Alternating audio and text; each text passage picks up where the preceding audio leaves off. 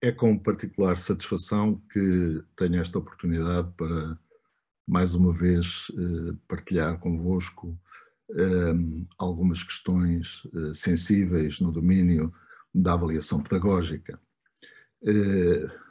Gostaria de começar por vos enunciar alguns pressupostos, alguns princípios que considero fundamentais para enquadrar, digamos, aquilo que tenho para partilhar convosco.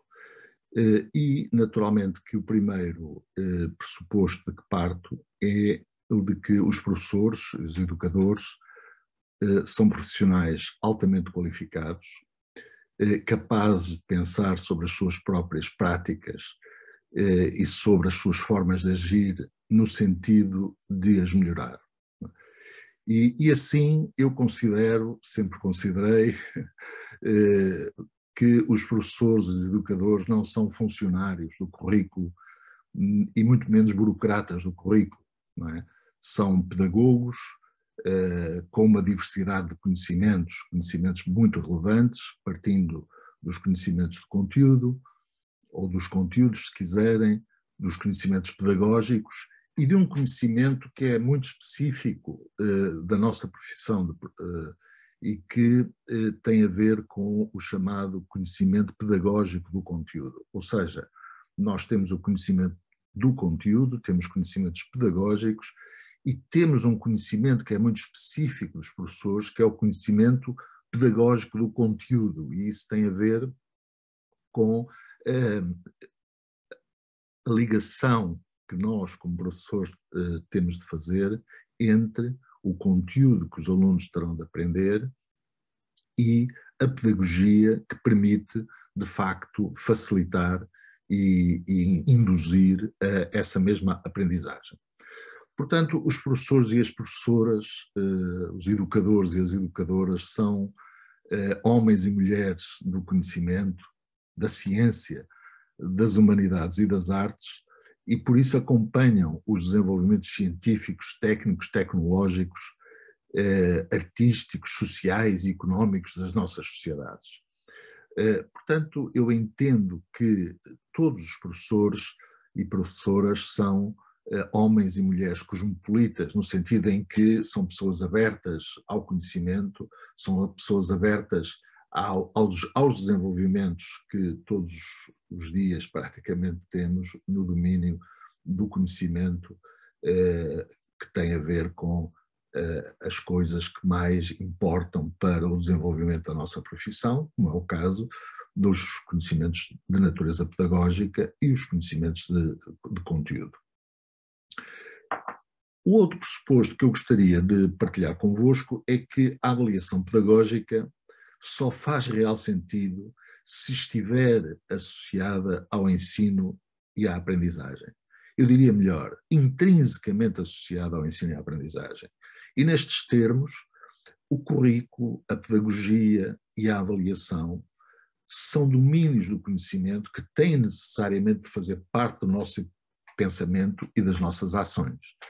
Isto é, eu não quero complicar de forma alguma este webinar, mas realmente há coisas muito básicas que nós devemos encarar com toda a tranquilidade e com toda a naturalidade, não é? E, portanto, quando nós dizemos que a avaliação pedagógica só faz sentido se estiver associada, integrada até nos processos de ensino e de aprendizagem,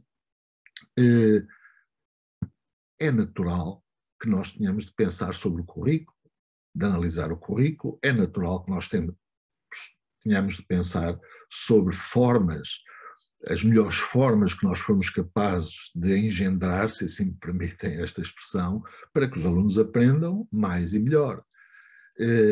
Tem a ver também com os processos que nós utilizarmos para avaliar os alunos, no sentido de eles realmente aprenderem mais, com mais compreensão, aquilo que são supostos aprender.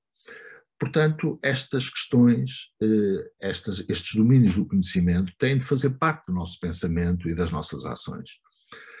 Um outro pressuposto é que, e eu acho que este é muito importante, como são todos, mas este diz-me particularmente bastante, que é o facto de nós devermos encarar e termos de encarar a avaliação e o ensino como empreendimentos humanos.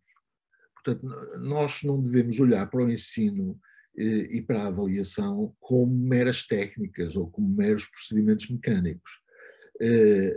Isto significa, normalmente em linguagem mais corrente, que não há quaisquer fórmulas ou receitas que determinem exatamente como é que nós devemos desenvolver o ensino, como é que devemos desenvolver a avaliação. Claro que há coisas que nós sabemos, lá está o tal conhecimento pedagógico que existe, há resultados da investigação, nós mobilizamos esses resultados para ensinar melhor e para avaliar melhor, mas nem o ensino nem a avaliação são ciências, quer dizer, nós usamos a ciência para os desenvolver de uma forma mais eficaz, de uma forma pedagogicamente mais adequada, etc., mas em si mesmo, a avaliação e o ensino não são ciências e, portanto, é sempre preciso pensar, é sempre preciso estudar, é sempre preciso adequar e diversificar as nossas ações quando se trata de pensarmos acerca do ensino e da avaliação. Uma outra, e talvez o último pressuposto, é que o ensino é uma profissão. Não é? Nós temos de ser aí muito claros, quer dizer, o ensino é uma profissão que implica, de facto, o desenvolvimento de conhecimentos diversos, que implica a nossa preocupação em refletir acerca daquilo que estamos a fazer, refletir por nós próprios, refletir com os nossos colegas, refletir com os nossos alunos, não é? Porque eles são parte muito interessada dos processos pedagógicos que estão inerentes à aprendizagem e, portanto, devem também integrar essa nossa reflexão. E também, de algum modo, nós somos investigadores das nossas próprias práticas. Não é investigador no sentido de ter o investigador na Torre de Marfim, mas mais naquele sentido de procurar perceber o que é que se está a passar, procurar perceber como é que nós podemos, de facto, melhorar aquilo que estamos a fazer. Porque parto do princípio, não é, que sempre podemos melhorar. Todos nós podemos melhorar as nossas formas de estar na profissão, as nossas formas de desenvolver as nossas aulas e por aí fora. Não é? E também considero que o ensino é uma arte no sentido da improvisação que muitas vezes ocorre, não é, quando estamos a ensinar, da criatividade que isso implica. Não é? Nós temos de ser pessoas inovadoras em cada momento. Inovadoras no sentido de que precisamos de reconstruir, de repensar aquilo que estamos a fazer, não é? E, portanto, vamos descobrir, vamos fazer uso da nossa intuição. Nós não temos de ter medo da intuição. Não é? Grandes cientistas, grandes homens da filosofia, do conhecimento matemático, do conhecimento físico, referiram sempre que a intuição teve sempre um papel muito relevante no desenvolvimento do seu trabalho científico. Passando agora para um outro aspecto, eu queria referir algumas questões essenciais da avaliação pedagógica. Quando nós falamos em avaliação pedagógica, estamos naturalmente a falar da avaliação que ocorre nas salas de aula. Portanto, que é da responsabilidade dos professores e das escolas, em última análise, e, portanto, não há outras pessoas a interferir. Portanto, a avaliação pedagógica ocorre num contexto das salas de aula e, portanto, os seus participantes mais ativos são os professores e são os alunos. Não é? A avaliação é da responsabilidade dos professores, que deve ser, do meu ponto de vista, deve ser mesmo partilhada com os alunos. É algo que poderemos ver um pouco mais à frente.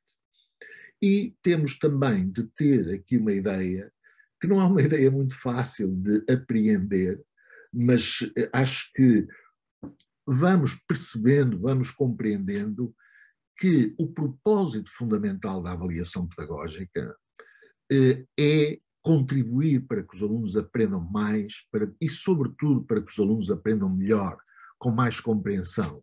É esse, digamos, o grande propósito da avaliação pedagógica tomada, digamos, no seu conjunto.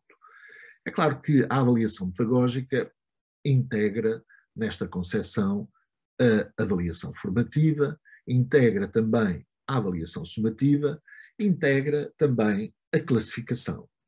A classificação é algo que tem sido, é um conceito, um processo, se quiserem, que tem sido pouco discutido entre nós. Nós não temos muita tradição de discutir as questões relacionadas com a classificação. Hoje, provavelmente, farei sublinharei, melhor dito, algumas questões relacionadas com a classificação, se assim houver tempo, mas haverá com certeza outras oportunidades para eu aqui falar convosco mais profundamente sobre esse aspecto.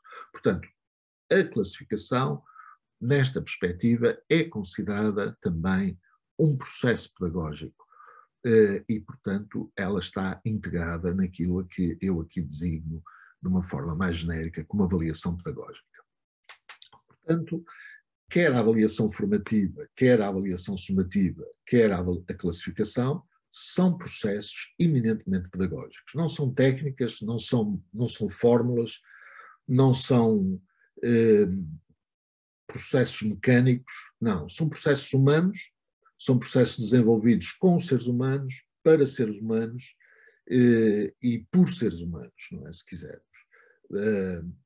Não implicam, portanto, quaisquer receitas, porque não há efetivamente uma receita que possa, enfim, servir todas as situações que são muitas vezes tão diversificadas que acontecem nas escolas. As turmas nunca são iguais, as escolas têm ambientes diferentes, os alunos de turma para turma variam e, portanto, é por isso que eu acho que ensinar e avaliar, num certo sentido, também é uma arte, como eu dizia há pouco. Temos de estar sempre a apelar aos nossos melhores recursos cognitivos, aos nossos melhores recursos ao nível da nossa imaginação e do nosso conhecimento, para desenvolver a avaliação e o ensino. E, portanto, o que eu gostava de deixar, enfim, claro aqui, é que, tal como em todas as profissões altamente exigentes, como é o caso da nossa, não é? E todas as profissões em geral, mas aquelas particularmente exigentes, as pessoas têm sempre de pensar, as pessoas têm sempre de estudar. Quer dizer, é impossível nós que queremos sempre melhorar, que queremos sempre contribuir da melhor forma para que os alunos aprendam, imaginarmos que isso se pode fazer sem pensar e sem estudar e sem ler alguma coisa, não é? E, portanto, eu gostaria, agora numa terceira parte, de revisitar convosco. Eu digo revisitar porque, de facto, já não é a primeira nem a segunda vez que falo sobre estes conceitos, que é o conceito de avaliação formativa e o conceito de avaliação sumativa, que, de tão falados, por vezes as pessoas acabam por ficar, ou algumas pessoas, ou não sei o número exato, mas acabam por ficar com a ideia de que isso já é uma coisa resolvida, eu já sei muito bem o que é a avaliação formativa, já sei o que é a avaliação sumativa e tal, e por vezes verifica-se que há ainda alguma falta de clarificação relativamente a estes dois conceitos estruturantes e fundamentais para o desenvolvimento da avaliação pedagógica nas salas de aula. Reparem que a avaliação formativa, ou também conhecida por avaliação para as aprendizagens, reparem bem neste pormenor, para as aprendizagens, ou seja, é uma avaliação que nós desenvolvemos como professores para que os alunos possam aprender, não é? Essa avaliação tem um propósito, eu diria, enfim, terá mais do que um propósito, mas eu diria que há um propósito que é absolutamente fundamental e é incontornável. É que nós desenvolvemos avaliação formativa ou avaliação para as aprendizagens com os nossos alunos com o propósito de lhes distribuir feedback, ou seja, com o propósito de lhes dizer qual é o estado em que se encontram, não é? E isto é, de facto, essencial perceber-se. Porque isto tem esta frase tão simples, o propósito fundamental da avaliação formativa é distribuir feedback, tem implicações em termos das nossas práticas, em termos da relação pedagógica, muito significativas. Porque reparem, se o propósito fundamental é distribuir feedback, então tem de haver necessariamente diálogo e interação social. E nós, na nossa pedagogia, nós não temos muita tradição de diálogo, não temos muita tradição de interação social nas nossas aulas. Não é? Nós temos uma tradição que está muito enraizada entre nós, que é nós somos os professores e, portanto, temos que falar sobre aquilo que sabemos e aquilo que os alunos têm de aprender. Não é? E isso torna os professores, digamos, falantes e os alunos ouvintes. É claro que isto não é exatamente assim em todos os lados, portanto, há muito diálogo já em muitas salas de professores, em muitas salas desenvolvidos pelos professores e pelos alunos, mas de facto, em termos gerais, a investigação o que mostra, não só no nosso país, mas muito particularmente, eu costumo dizer sempre isto, não é? Nos países ibero-americanos, que são aqueles que estão mais, digamos, que têm tido mais dificuldade em afastar-se de uma certa pedagogia que emergiu nos finais do século XIX e nos princípios do século XX. Portanto, há mais de 100 anos que nós temos esta ideia, esta pedagogia, que é uma certa pedagogia de conformidade, como eu gosto de lhe chamar, como eu acho que deve ser chamada, porque praticamente não alterou rigorosamente nada, não é? Em 100 anos, e que não passa pelo diálogo, não passa pela interação social. Se não há diálogo, se não há interação social, não pode haver avaliação formativa. Se não há avaliação formativa, de acordo com os conhecimentos que temos da investigação, se não há avaliação formativa, dizia eu, então nós não estamos a trabalhar no sentido dos alunos poderem melhorar significativamente, e isto é bom sublinhar, significativamente as suas aprendizagens. Portanto, isto tem outra implicação muito importante, que é o facto de a avaliação formativa não, ou melhor, os dados que nós recolhemos através da avaliação formativa não são mobilizáveis para efeitos de classificação. Isto é algo que não está ainda adquirido pelas pessoas, porque isto tem a ver com a própria noção do que é avaliar, não é? Isto tem a ver com a própria noção que as pessoas têm de que avaliar é idêntico a classificar. Ou se não é idêntico, anda lá muito próximo. Não é? Que é a tal concepção do século passado, não é? Princípios do século passado, finais do século XIX, não é? Em que, de facto, avaliar era equivalente a medir. Não é? E isto até dá origem a uma sequência, não é? Que é avaliar, testar, avaliar, testar, avaliar, testar, porque às tantas há aqui um isomorfismo que as pessoas, no fundo, criam entre testar e aprender. Portanto, testar é a mesma coisa que aprender. E eu não tenho muito tempo para elaborar sobre isso, mas é bom pensar sobre se realmente testar é a mesma coisa que aprender. Não é? Mas essa tradição vem, de facto, de uma escola, enfim, de uma certa visão de escola, de uma escola quase como uma fábrica, uma linha de produção, não é?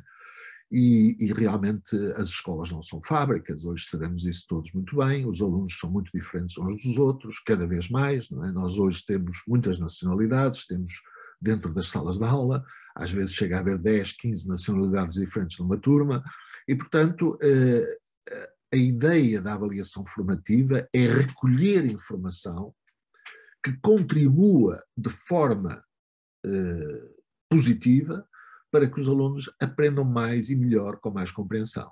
E isto passa, reparem, há aqui algo que é muito importante referir-se. É que muitas vezes dizem, nós não temos tempo para avaliação formativa. porque nós temos exames, ou porque os alunos têm muitas coisas para fazer, e eu estou cheio de trabalho e eu não tenho hipótese de fazer avaliação formativa. Mas reparem que é importante, e isto são processos que, pronto, temos que dar algum tempo para que eles se comecem a enraizar entre nós.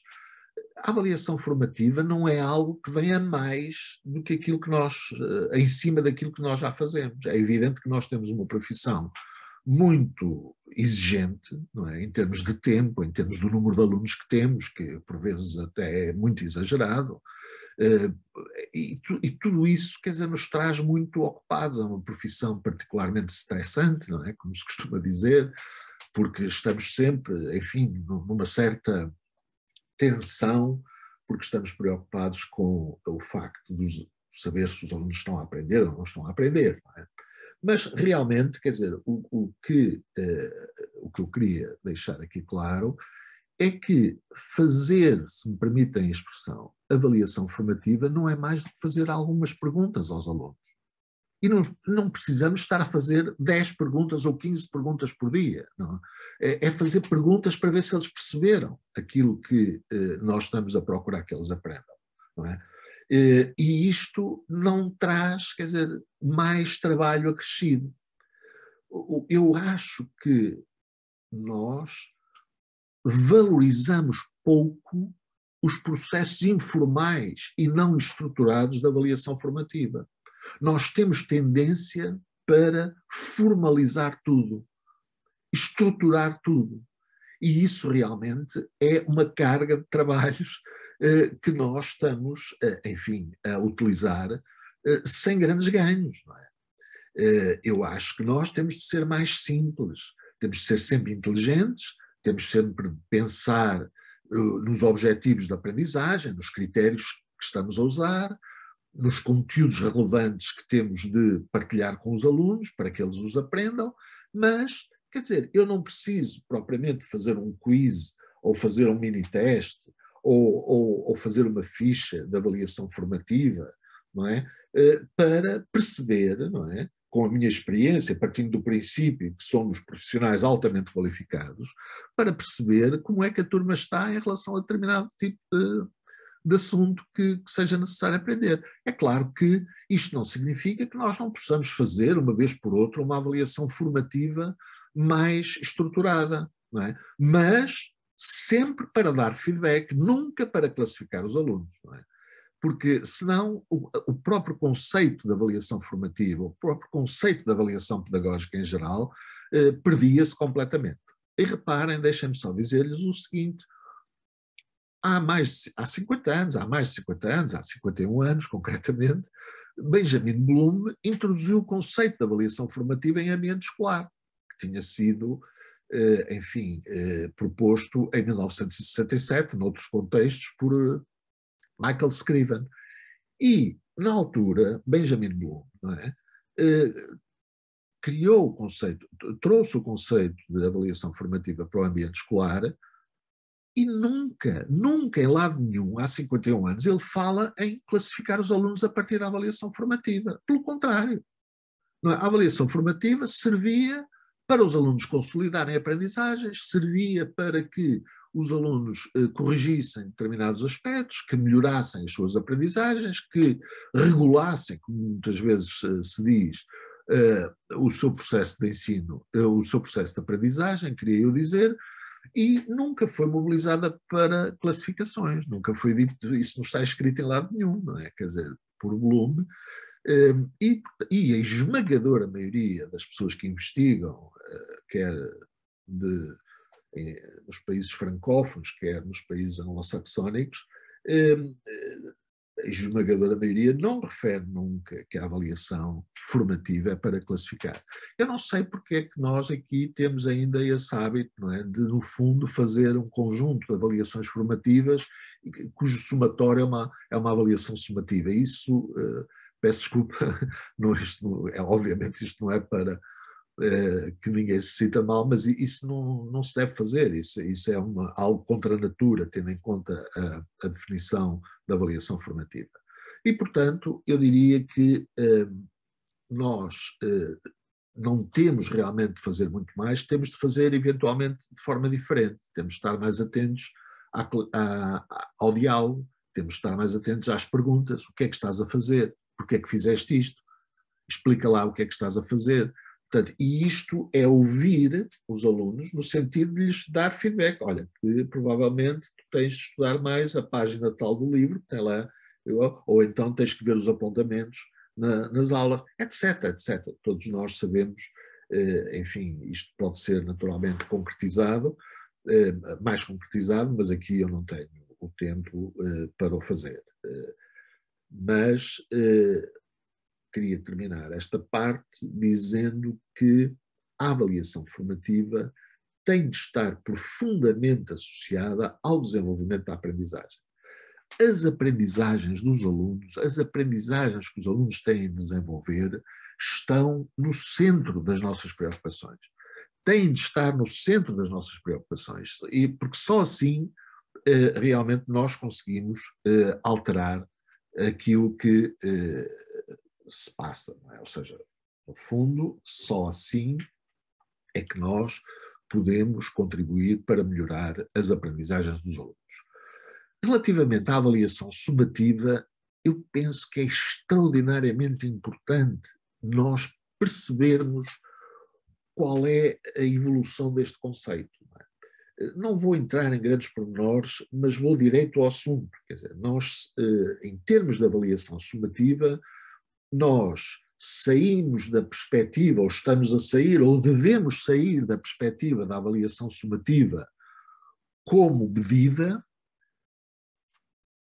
ou seja, a avaliação sumativa é igual a medir, para classificar, para uma perspectiva de avaliação sumativa, portanto, aproximar-nos numa perspectiva de avaliação sumativa como processo pedagógico que também contribui para que os alunos aprendam melhor e com mais profundidade. Portanto, reparem que, em relação a 40 anos atrás, a concepção da avaliação sumativa evoluiu neste sentido, não é? Portanto, urge agora perguntar, mas afinal, o que é a avaliação sumativa? Bom, nós estamos perante uma avaliação sumativa sempre que fazemos um balanço, acerca daquilo que os alunos sabem e são capazes de fazer num determinado momento. O que distingue muito a avaliação sumativa da avaliação formativa é que a avaliação formativa é de natureza contínua. Ela acompanha o processo de aprendizagem todos os dias. Ela acompanha o processo de ensino e aprendizagem em cada minuto, em cada aula, em cada dia, não é? Ela faz parte integrante daquela dinâmica que se cria naturalmente quando nós estamos a ensinar e os alunos estão a aprender, quando nós estamos a desenvolver qualquer atividade pedagógica, não é?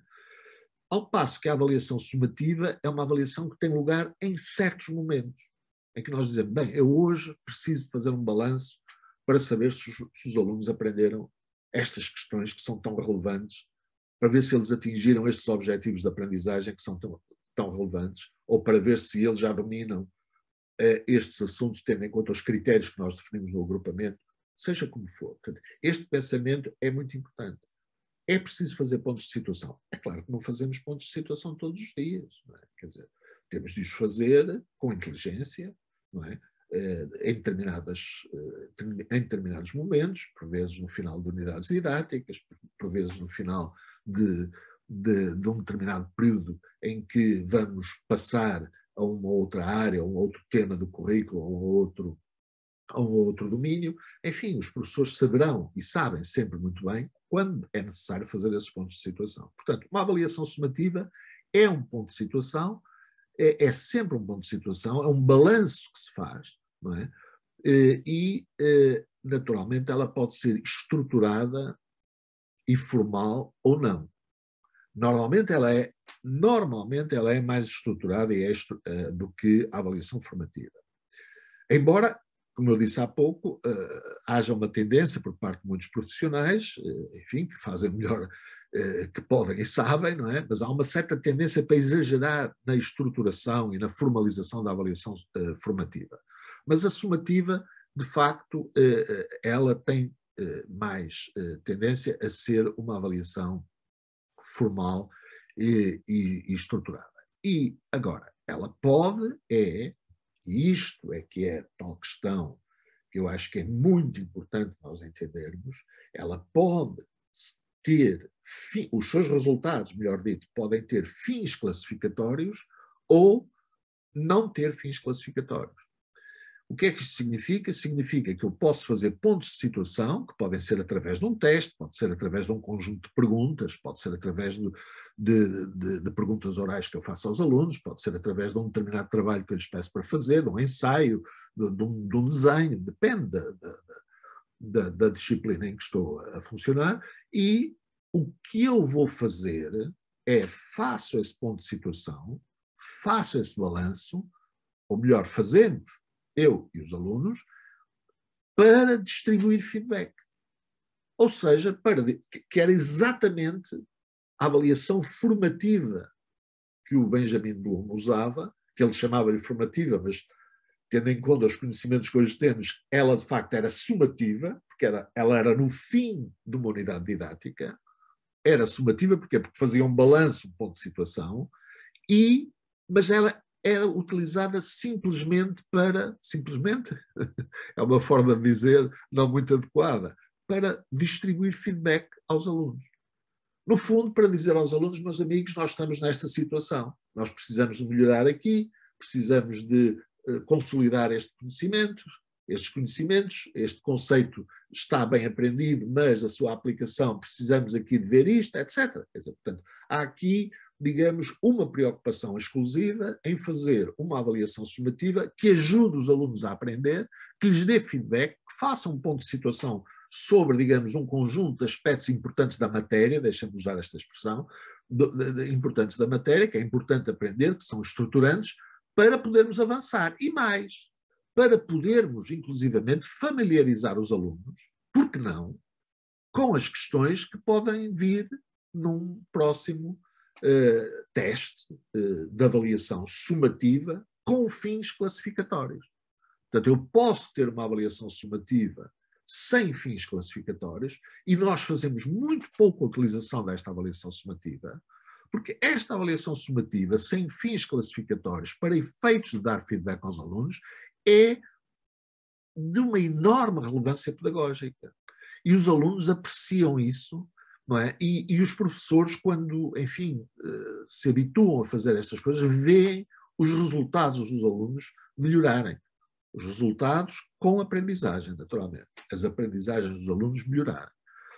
Portanto, nós temos aqui estas duas concepções, estas duas definições, melhor dito, que eu acho que temos de as pensar, temos de as refletir sobre elas e pensar nas implicações pedagógicas que isso tem. Eu vou dizer-vos com franqueza, eu sou professor, não é? Eu estou no terreno, não é? E tenho, enfim, o gosto de ter sido professor de matemática do ensino básico e secundário durante 10 anos da minha vida, não é? Portanto, sei muito bem o que é estar em frente a uma turma de alunos portanto, sei muito bem das dificuldades, das alegrias. Eu, por acaso, estou mais do lado das alegrias. Tive essa sorte na minha vida profissional. Sempre me dei muito bem em estar numa sala de aula com os alunos e a ensinar-lhes matemática e a trabalhar em matemática. E, portanto, nós temos, de facto, de procurar ter estes conceitos muito bem trabalhados na nossa cabeça para que possamos desenvolver a pedagogia, não é? que é mais consentânea com a ideia da avaliação para melhorar e menos consentânea com a ideia da avaliação para classificar. Embora, naturalmente, seja extraordinariamente importante classificar os alunos, isso é muito importante para eles e para a vida deles e para as famílias, etc., e para a própria sociedade, no fundo, a classificação, certos tipos de classificação estão associados à certificação, ou seja, dizer à sociedade o que é que estes meninos sabem e são capazes de fazer, não é? Portanto, isso é fundamental. Passando agora a um outro aspecto que realmente também não faz muito parte das nossas tradições pedagógicas, que é uma pedagogia mais orientada por critérios. Não é? Nós temos usado, essencialmente, uma pedagogia normativa, uma pedagogia orientada pela norma, em que os alunos são comparados com uma média, não é? São comparados com os seus colegas, ou com a média obtida na turma, ou com a média obtida na escola, seja como for, em que circunstâncias for. E a pedagogia orientada por critérios, realmente, o que é que faz? No fundo, compara a qualidade do trabalho dos alunos com aquilo que está previsto nos critérios. Os critérios, como sabem, são atributos, são qualidades, não é? Que nos permitem perceber qual é o desempenho dos alunos num determinado momento, não é? Ou em cada momento. Quer dizer, os critérios, no fundo, acabam por nos dizer o que é importante aprender. Dito de outra forma, aquilo que é importante avaliar. Não é? E os critérios, no fundo, servem para nos orientar, para orientar a comunidade educativa. Nós não podemos fazer confusões acerca dos critérios. Nós temos que, se me permitem, olhar para estas coisas com o olhar de um profissional altamente qualificado, não é? E que se vê, porque os critérios, quer dizer, não é nem uma coisa extraordinariamente complexa, nem é uma coisa extraordinariamente simples, mas é algo que nos deve ajudar, não é, a construir uma relação pedagógica e a construir um ambiente de aprendizagem que é mais favorável aos alunos, no sentido em que eles estão mais orientados, eles sabem melhor para onde é que estão a ir. Os professores também sabem e estão mais focados, sabem para onde estão a ir e ficam mais focados. Portanto, os critérios têm essa grande vantagem de, no fundo, nos dizerem, nos orientarem. E, sobretudo, reparem, quando nós temos os critérios definidos em termos de um agrupamento, critérios comuns a todo o agrupamento, nós focamos os nossos esforços. Portanto, quando eu digo nós, eu digo os professores, os alunos e os próprios pais e outros intervenientes. Toda a gente está focada para aqueles aspectos fundamentais que é preciso aprender. E, naturalmente, que antes dos critérios nós temos os objetivos de aprendizagem.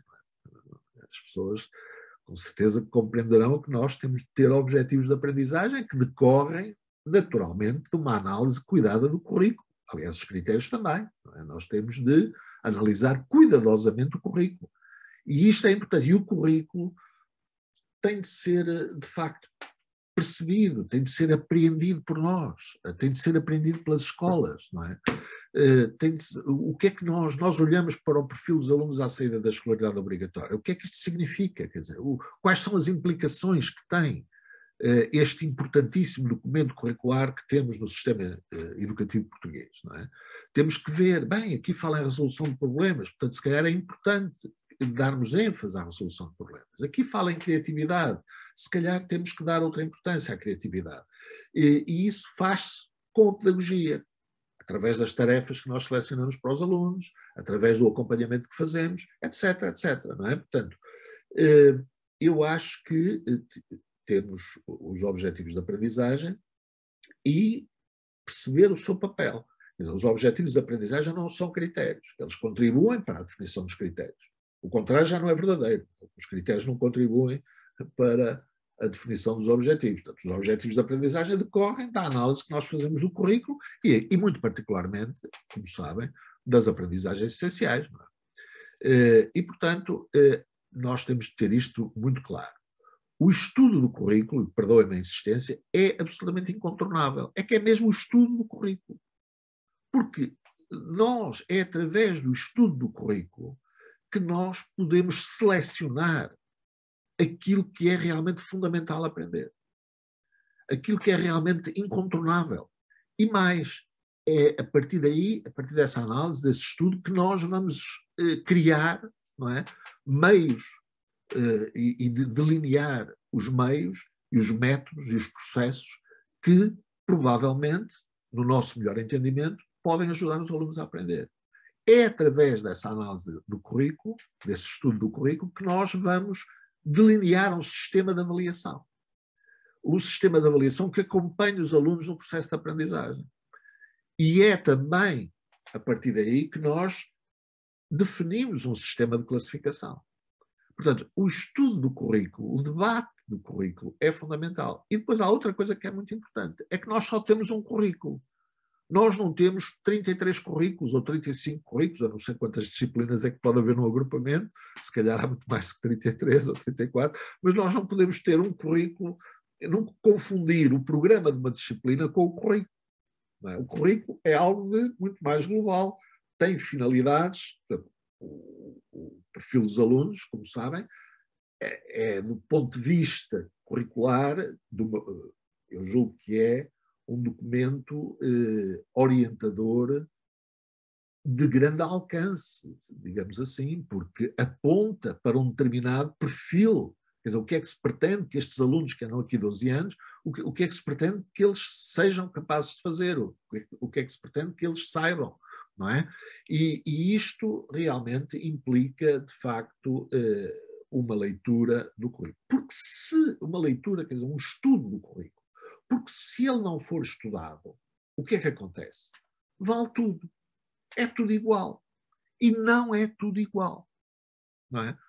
Não é tudo igual. Há coisas que são muito mais importantes do que outras. E por isso nós, só estudando o currículo e percebendo o currículo, é que somos capazes de definir um número gerível de critérios e um número gerível de objetivos. Não me levem a mal eu dar o exemplo de uma própria unidade curricular que eu sou responsável este semestre, em que eu tenho no programa da disciplina ou da unidade curricular, não sei se são 15 ou 16 objetivos definidos, não é?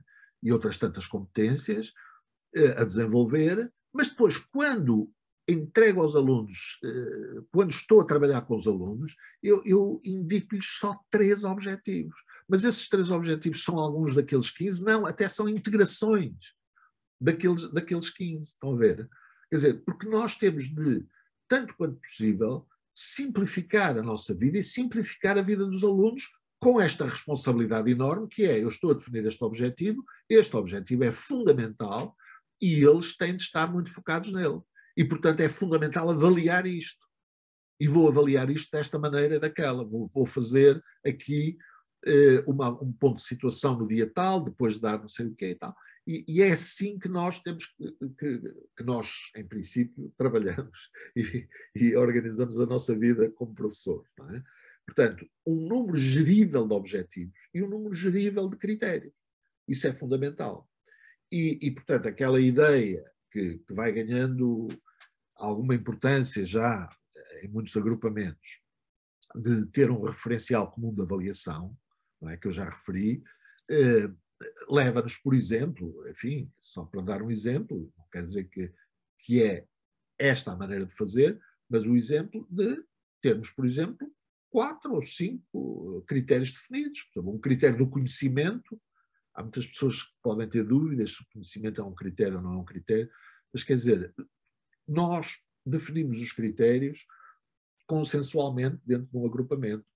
Para mim, eu não tenho dúvidas nenhumas que conhecimento é sempre um critério, porque os alunos têm de conhecer. Não é? Os alunos têm de conhecer, como dizia Michael Young, o chamado conhecimento poderoso, o conhecimento que verdadeiramente os pode fazer da escola um elevador social. E, portanto, eu posso ter o critério do conhecimento e até com um entendimento alargado do que é o conhecimento. Quer dizer, não é só conhecer conceitos, conhecer os conceitos fundamentais e estruturantes da disciplina, mas conhecimento de procedimentos, mobilização, utilização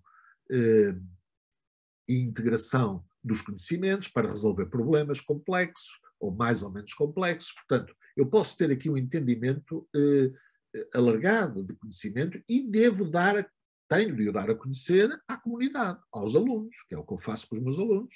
Eu digo que conhecimento significa isto. E às vezes discutimos o que é e o que não é. Portanto, estas coisas têm sempre, digamos, algo de construção social. Portanto, os professores têm de fazer uma construção social. Quer dizer, os critérios vão acabar por aparecer no agrupamento através de uma discussão inteligente, de uma discussão tranquila, profunda, entre os professores, nomeadamente no âmbito do Conselho Pedagógico, mas não só, no âmbito dos departamentos e por aí fora. E, portanto, nós podemos ter, por exemplo, o critério do conhecimento, o critério da comunicação, portanto, consideramos que a comunicação é fundamental por isto e por aquilo, a autonomia e a responsabilidade e a organização do trabalho dos alunos, que é um critério que eu às vezes gosto de pôr, porque lá está, é um critério que tem de se perceber o que é a organização do trabalho, porque a organização do trabalho pode ter a ver com muitas coisas, não é? Desde a organização dos apontamentos dos alunos, desde as tarefas que às vezes se pede para fazer uma tarefa relativamente enquadrada fora da sala de aula, até à forma como os alunos devem estar com os seus colegas, enfim, pode implicar aqui bastantes coisas. E, portanto, eu posso ter estes 4 critérios e chegam e sobram para nós abrangermos o currículo. Chama-se isto o princípio da completude, isto é, os critérios devem completar, eles devem ser independentes uns dos outros e devem completar-se de forma a abrangerem aquilo que nós consideramos que é mais fundamental em termos do currículo. Agora, há aqui algo que, naturalmente, a partir do momento em que nós definimos critérios, nós definimos critérios e depois vamos definir para cada critério um indicador, não é? Um indicador ou um descritor que representa, não é, diferentes níveis de desempenho, que normalmente nós podemos colocar uma escala de 1 a 4 ou de 1 a 5, uma escala, seja básico, seja secundário. Eu, por acaso, uso muito uma escala de 1 a 3, com 3 pontos, melhor dito, não é? Mas isso, enfim, é uma questão, cada um organiza isso da forma, ou cada escola, ou cada agrupamento, da forma que entender melhor. Portanto, isso não há, lá está, isto não é uma ciência, não há aqui um formulário, não é? Portanto, as pessoas têm de pensar o que é que lhes dá mais jeito, o que é capaz de ser mais interessante na escola, porquê e tal. E o que importa é definir, de facto, esses indicadores para cada critério. Porque são esses indicadores, não é? Esses descritores do trabalho dos alunos, não é? Que nos vão permitir que vão permitir ao aluno, não é? Ver em que situação se encontra. Ver em que situação se encontra. E isto, naturalmente, é inestimável do ponto de vista da segurança que isso pode dar aos professores e aos alunos, não é? Relativamente ao desenvolvimento das aprendizagens dos alunos. A partir do momento em que temos critérios, normalmente as pessoas até definem rubricas de avaliação, que são meios, que não são instrumentos de avaliação, mas isso também não é uma grande coisa se lhe chamarem instrumentos de avaliação, mas são meios que nos ajudam muito a nós e aos alunos a verem que ponto é que nós estamos. E por falar no ponto em que nós estamos, eu queria dizer o seguinte, que não disse há pouco, e é importante dizê-lo aqui e agora, é que nós, quando pensamos na avaliação formativa, nós podemos pensar num ciclo de avaliação formativa. E que ciclo é esse? Bom, é muito simples.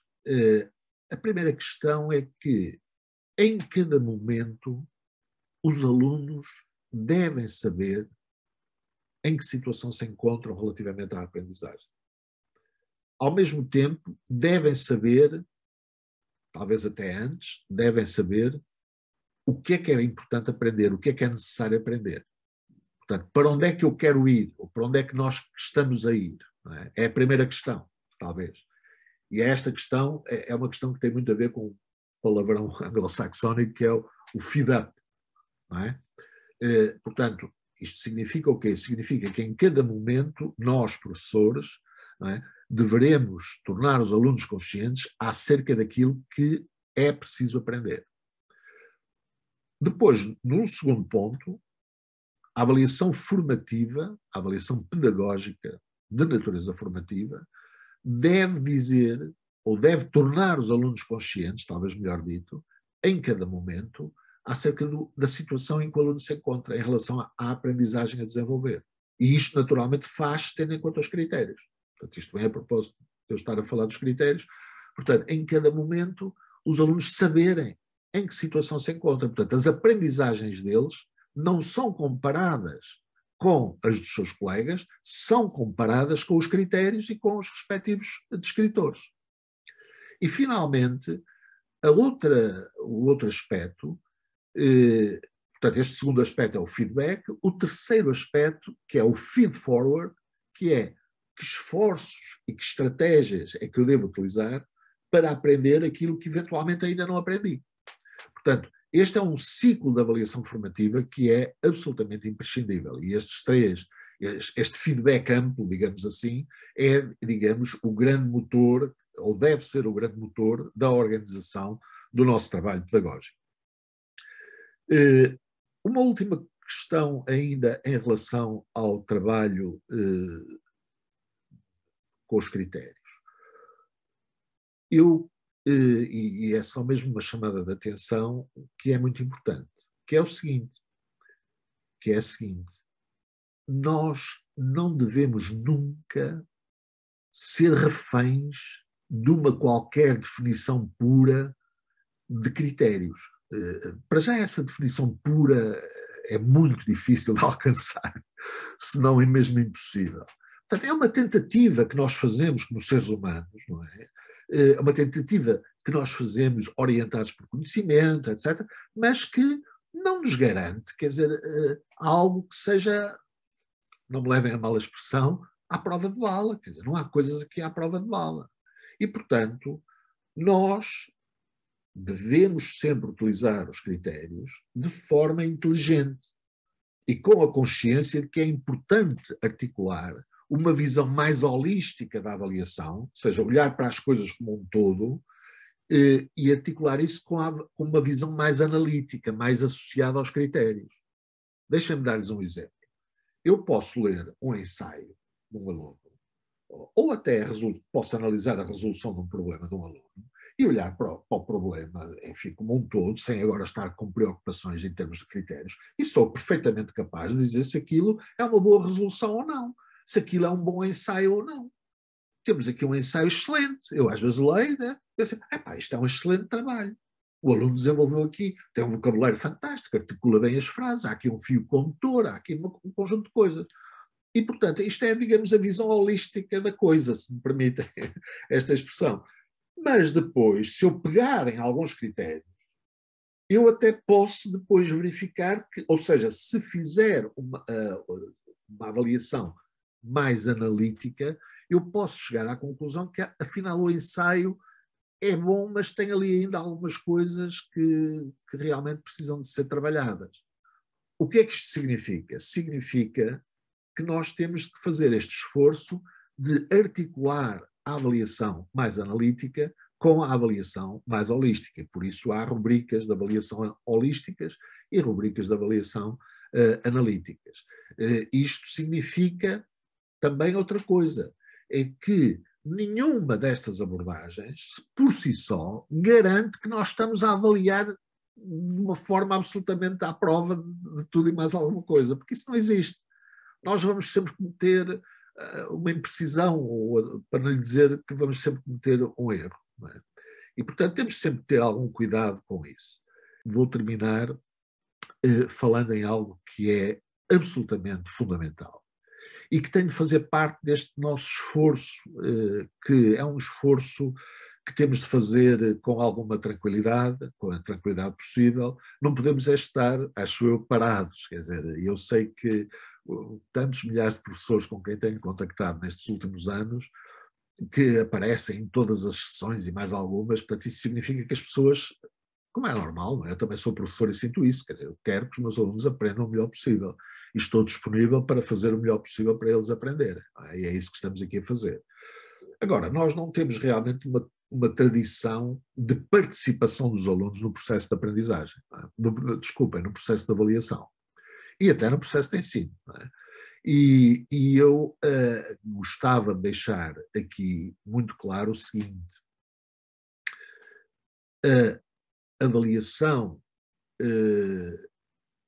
em princípio, não devia ser para os alunos, devia ser com os alunos. Isto não é de agora, isto não são modas, isto está na literatura, mas eu não quero exagerar, mas pelo menos há 80 anos.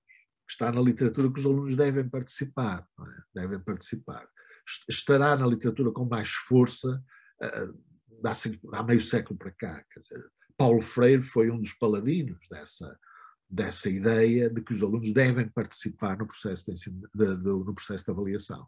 Quando ele dizia que avaliar não é o processo pelo qual A diz o que B fez bem ou não fez bem. Não. É o processo através do qual A e B pensam sobre aquilo que foi feito, analisam aquilo que foi feito e procuram detectar o que está mal, o que está bem e avançar no sentido que se pretende. Portanto, isso não é de agora. E, portanto, há reconhecidíssimas vantagens da participação dos alunos no processo de avaliação. Porquê? E a literatura diz isto, é muito interessante, porque diz que os alunos, quando, por exemplo, desenvolvem processos de autoavaliação, que têm de aprender, que nós temos de ter aí um investimento de tempo, aqui sim, também não tem de ser tudo ao mesmo tempo, mas quer dizer, temos de ter aqui algum investimento para eles aprenderem a autoavaliar-se, usando os critérios ou usando uma rubrica. As rubricas, aliás, para esse aspecto são particularmente úteis. Dizia eu que a investigação o que mostra é que os alunos sentem-se empoderados, para usar uma expressão que ultimamente tem sido introduzida no nosso vocabulário, um neologismo que vem do empowerment, portanto, empoderar as pessoas, dar-lhes poder, e os alunos sentem-se empoderados relativamente àquilo que têm de aprender. Dito de outro modo, os alunos sentem de algum modo sentem mesmo que têm uma palavra a dizer no desenvolvimento das suas aprendizagens. Eles tornam-se depois conscientes e, portanto, isto torna-os mais responsáveis e torna-os mais autónomos. Isto é o que a investigação diz, não é a invenção do Domingos Fernandes, não é? É o que a investigação diz. E, portanto, eu acho que a autoavaliação é um processo eminentemente cognitivo.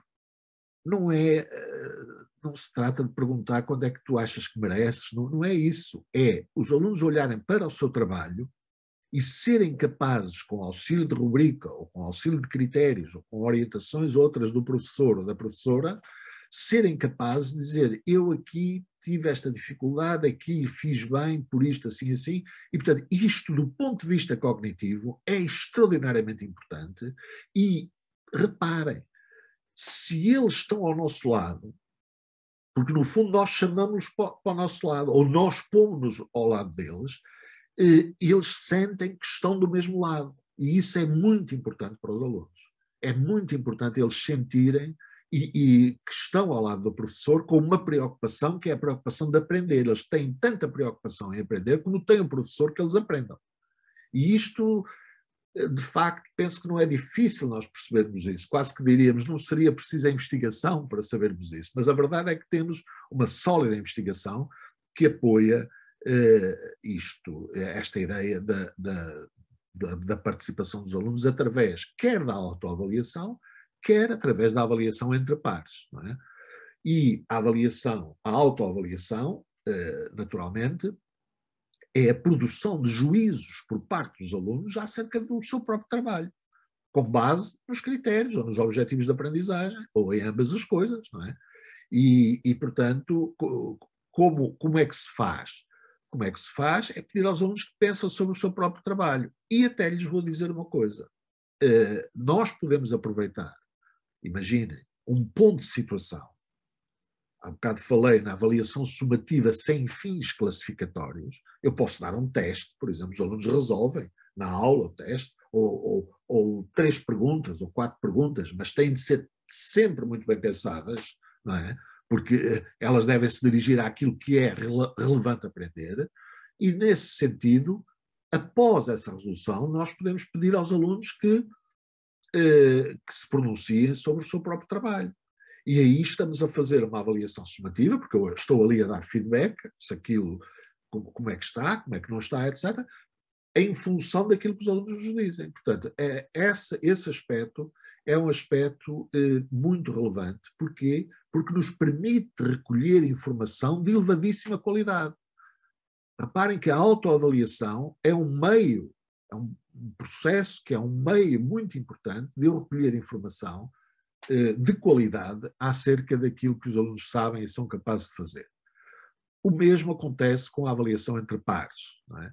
Que é os alunos envolverem-se na avaliação do trabalho dos seus colegas. Então, muito boa tarde a todos e a todas, e muito obrigado pela vossa atenção, e até uma próxima oportunidade.